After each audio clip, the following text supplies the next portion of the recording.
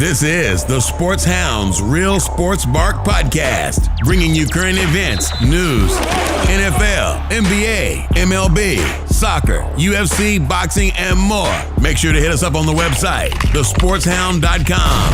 And now, here's your host, Tigsta. What's happening, everybody? Welcome to the first episode of the Sports Hounds Real Sports Bark Podcast, featuring yours truly, Tigsta. I'd like to welcome y'all and thank you for the support, tuning in, and I look forward in providing you guys with future podcast episodes.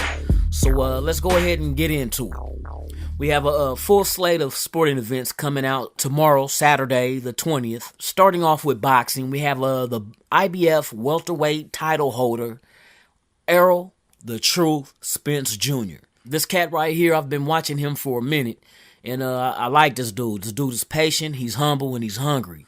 He's taking on Lamont Peterson out of Washington, D.C., 33 years old, record of 35-3-1 with 17 KOs. And the one thing about this fight that I noticed, especially with Lamont Peterson hasn't had a fight. Well, actually, he fought last year, but only once. And he had all of 2016 off, and his last fight before that was 2015. I think that ring rust is going to play a big part in this decision. Errol Spence is nothing to fool with. This dude is fine-tuned, and the boy's hungry.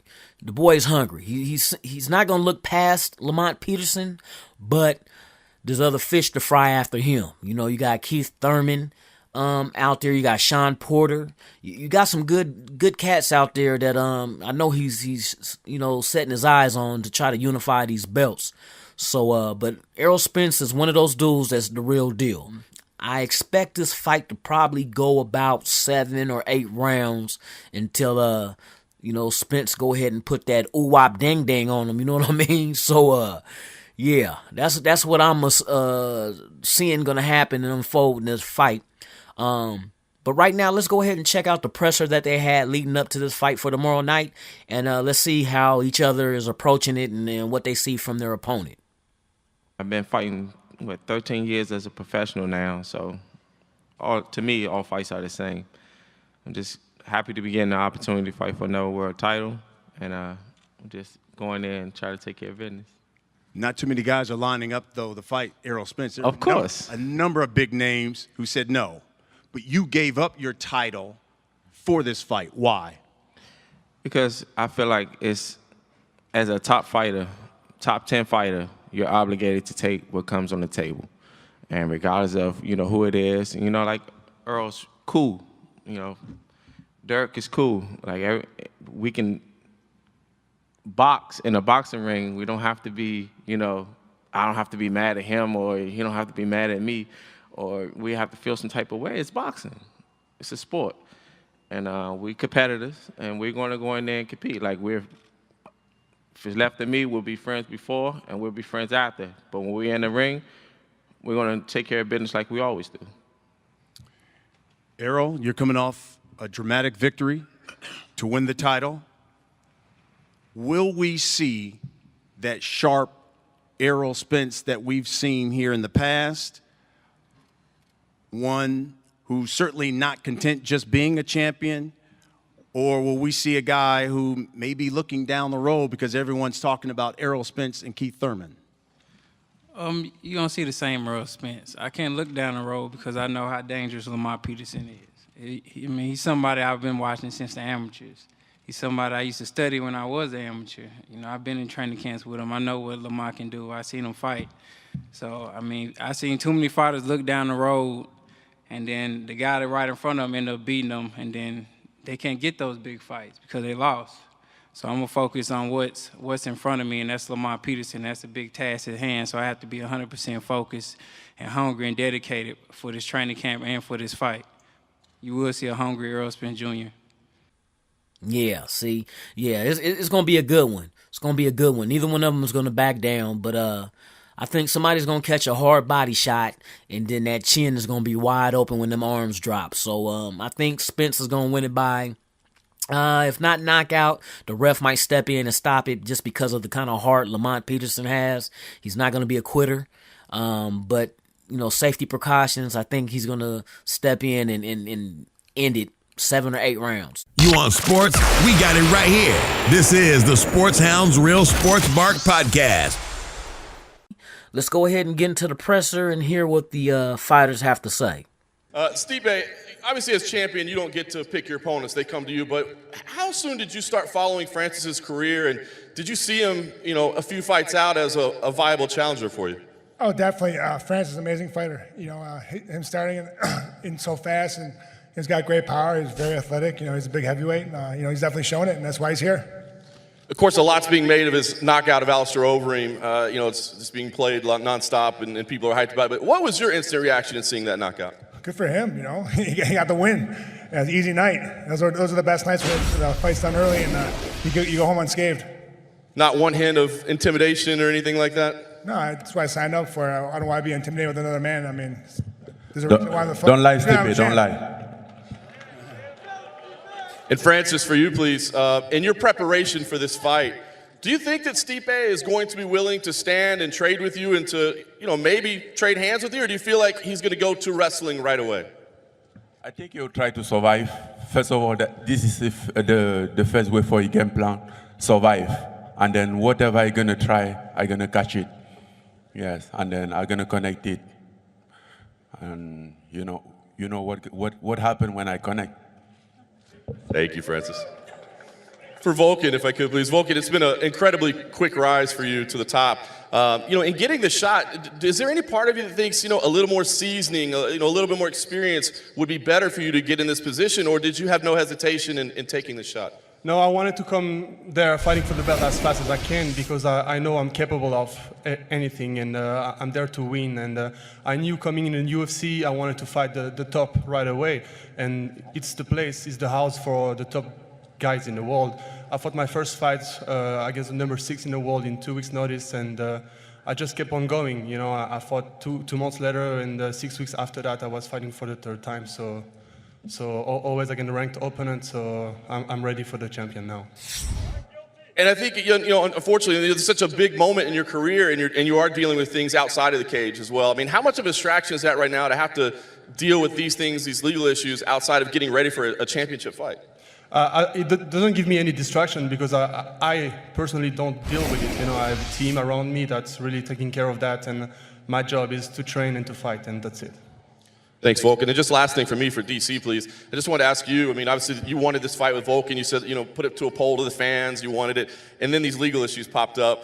Knowing the history that you've had in your career, I got to ask, what was your initial reaction? Did you think, oh, my God, here we go again?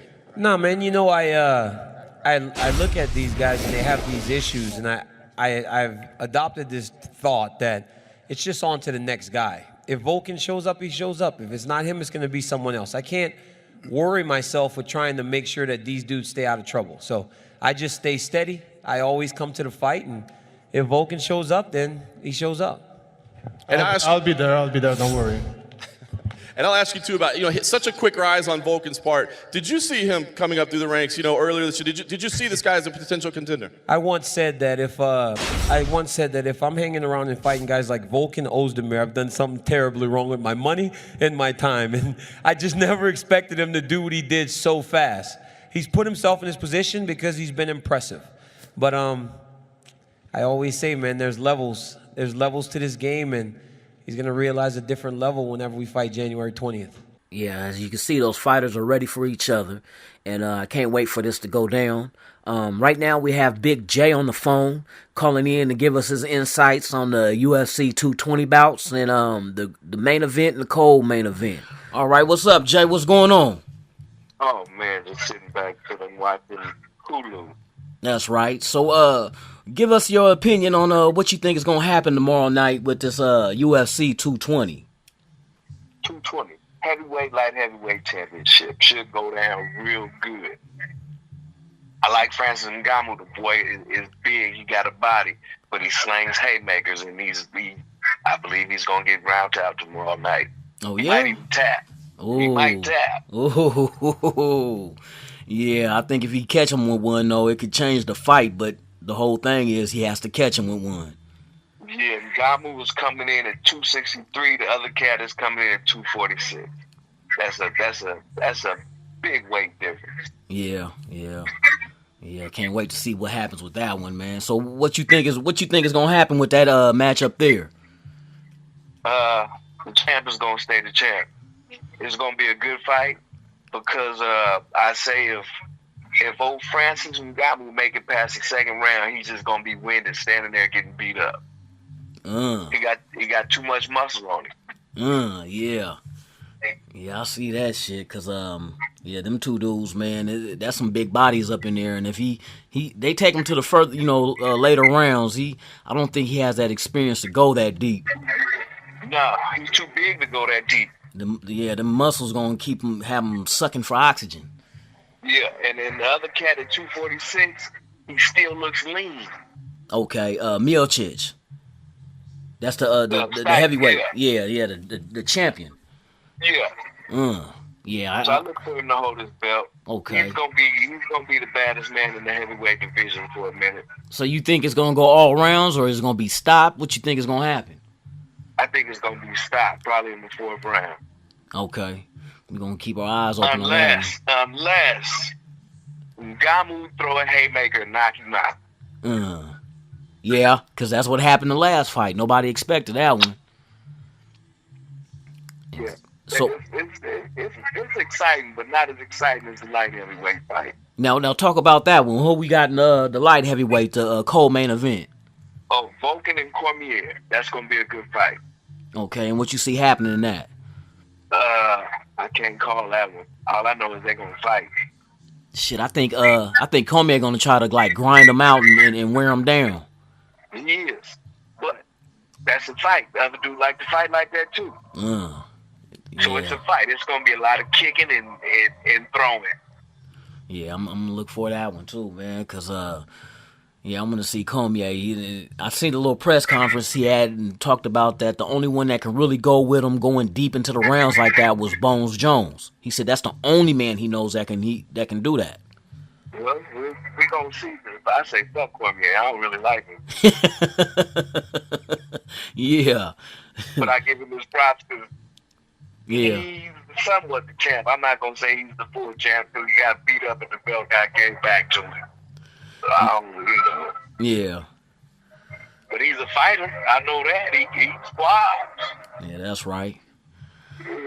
All right, man. Well, thanks for checking in to the Sports Hound Real Sports Bark podcast. This is episode 1, man. I appreciate it. And on the next one, UFC 221, we're gonna get your opinion on that too.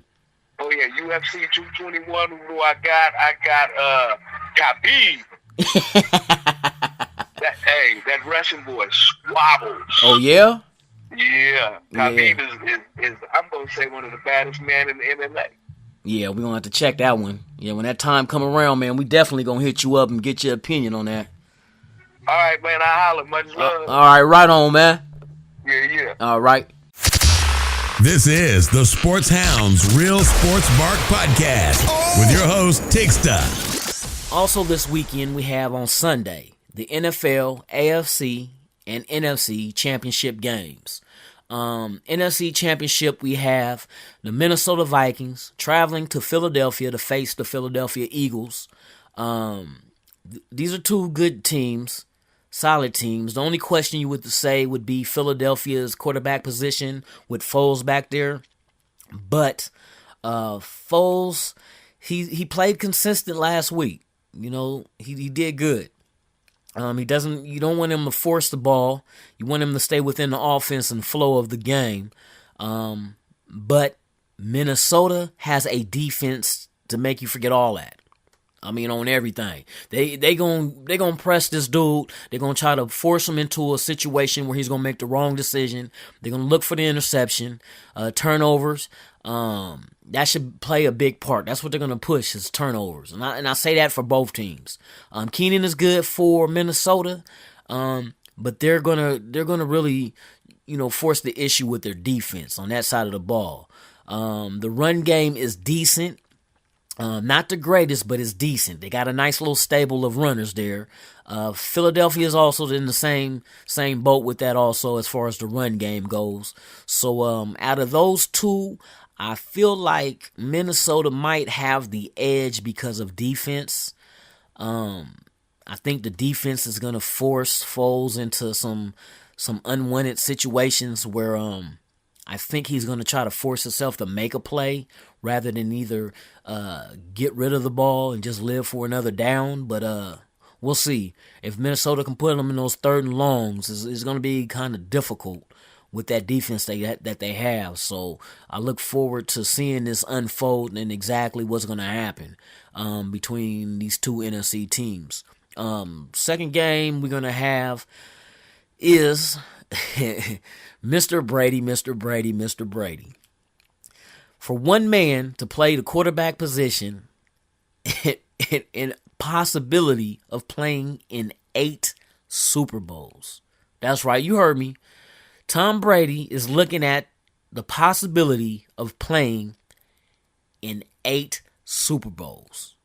Not just that, we all know he took 2 L's. He took 2 L's against the New York Giants. But this man is looking at a back-to-back also, because they won last year. If they pull it off this year, it's a back-to-back, and it'll be his 6th ring. 6 rings. The man pulled a Michael Jordan off in football. If he gets to the Super Bowl 52 in Minnesota and they win, this dude is going to have 6 rings as an NFL quarterback. That is unheard of. Because he's still playing at a high performance and a high level at his age. At 40 or 41, whatever it is that he is. I know it's 40, 41, something like that. But this dude's been there. He's seen every defense ever put on the field because the man's been around that long and played. Look at the extra games that this guy plays if you count playoffs and Super Bowls. He's been there. He's done that. He's seen it. He witnessed it. He overcame it. He conquered it. He fell a couple of times, but he got right back up and conquered. So this man is really something else, man. You're going to have to throw him in a category of his own as being the GOAT because I don't know. Usually when you get a player to go to multiple Super Bowls, it's usually with multiple teams. You had Deion Sanders with the Dallas Cowboys and the 49ers. Same thing with Ken Norton Jr. when he played. But for this man to stay on one team and the pieces around him changes from year to year, this man's team is still at a high level.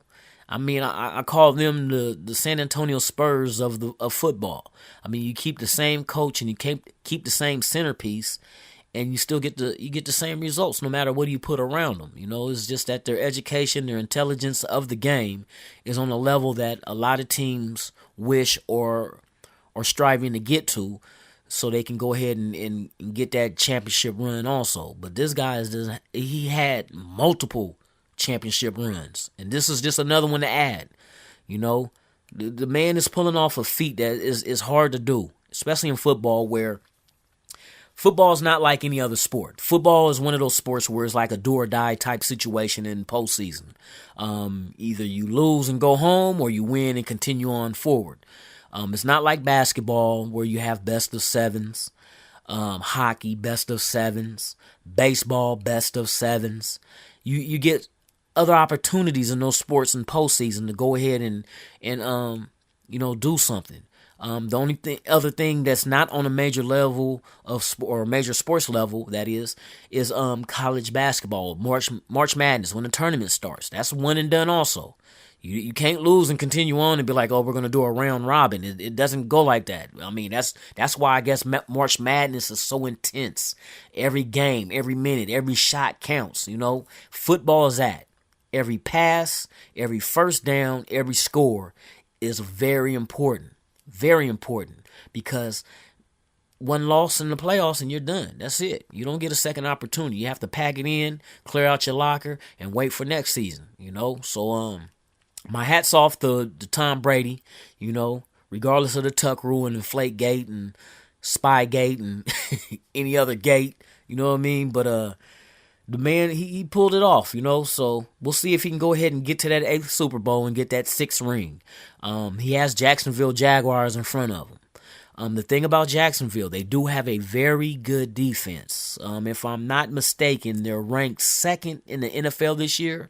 Their secondary has multiple interceptions per player from corner to safety. The one advantage I think Jacksonville may have is the fact that the man who beat Brady twice in the Super Bowls is on their sideline, Mr. Coughlin. So I think he might have a formula. He might knows he faced him. He faced Brady before twice. Like I said, he got him in the Super Bowl twice. So obviously he knows something, or he has a blueprint to either stop or slow Brady. And that's all you can hope to do. You hope to have like a hell of a run game, which Jacksonville can do. They can run the ball. The quarterback can run the ball. All you want to do is keep the chains moving, stay out of those third and longs, keep Brady on the sideline. But the main thing is when you get into the red zone, do not settle for 3. You must go for touchdowns, because Brady, when the ball is in his hands, best believe he is not settling for 3. He's going for touchdowns. And you're going to have to probably point per point with him, and all the way to the point to where the last person with the ball, the last team with the last drive to score is probably going to win this game. So you have to put yourself in position to think like that. Now, if you could put your foot on their necks and run the score, but it's not going to be easy to keep that score, because we've seen what happened to Atlanta last year in the Super Bowl 51.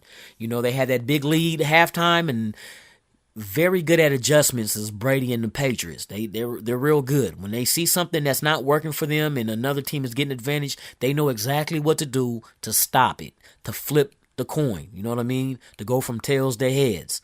It's something that's just in their DNA. That's just the kind of team they are. That's why you have to be able to be consistent, and you can't get rattled, because they're gonna come out and rattle you after halftime. If you're up and you think you got this game won, don't think that.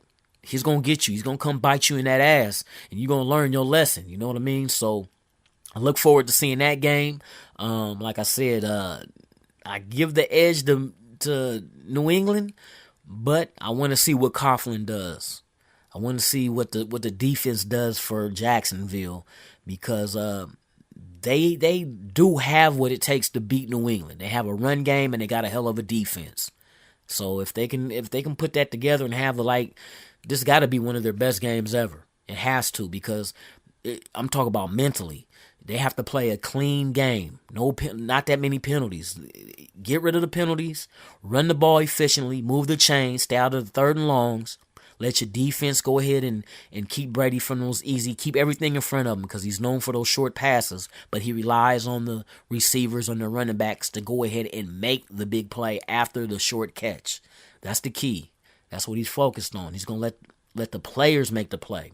He doesn't have to make that thread the needle type pass between 3 defenders, because that's not what he needs to do at this age anymore. He just needs to control the flow of the game. Keep the completions coming, get everybody involved, get it working, because that's how their system is. It's built like a machine. I mean, everybody plays a part, because obvious, with all the different pieces that they had with this team, and you see all the Super Bowls that they've been to and won, these were different pieces, So it's like it's a fine-tuned machine. Everybody has to be in sync and do their part. And they'll be in 52 in Minnesota, and see if they can hold that Lombardi up after the final whistle. So we're going to see. It's going to be a good matchup, man. So stay tuned to that one.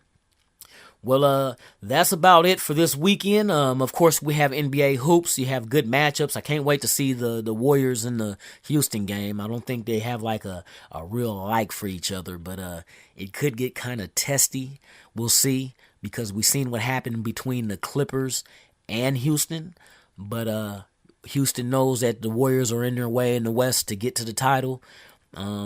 And we'll see what happens if they can go toe-to-toe with these dudes, man. But that should be a nice little matchup to watch, too, if you're not doing anything this Saturday. Because Saturday night, like I said, is UFC 220 and the IBF Welterweight Championship with Errol Spence Jr. versus Lamont Peterson. And also, we do have Bellator. You have Bellator with Rampage. He's back in the ring, y'all, with I don't know if he's going to wear that dog chain again, but, you know, this man is kind of nuts, but you got to be kind of nuts to step in that ring, you feel me? So I look forward to all these things happening. Episode 2 will discuss the losses and the wins and the losers and the winners of this past weekend that's coming up. So stay tuned for episode 2, but this is episode 1. I'm your host, Tixter, and I'd like to thank you for listening to the Sports Hound Real Sports Bark podcast. All right, y'all take it easy and be safe. I'm out. Thanks for checking out the Sports Hounds Real Sports Bark podcast. For more exclusive content, follow us on all social media. Twitter, SportsHound 24/7. Instagram, SportsHound Media. Facebook, SportsHound Media. And on the website at thesportshound.com. And tell your damn friends about the hottest sports podcast on the web.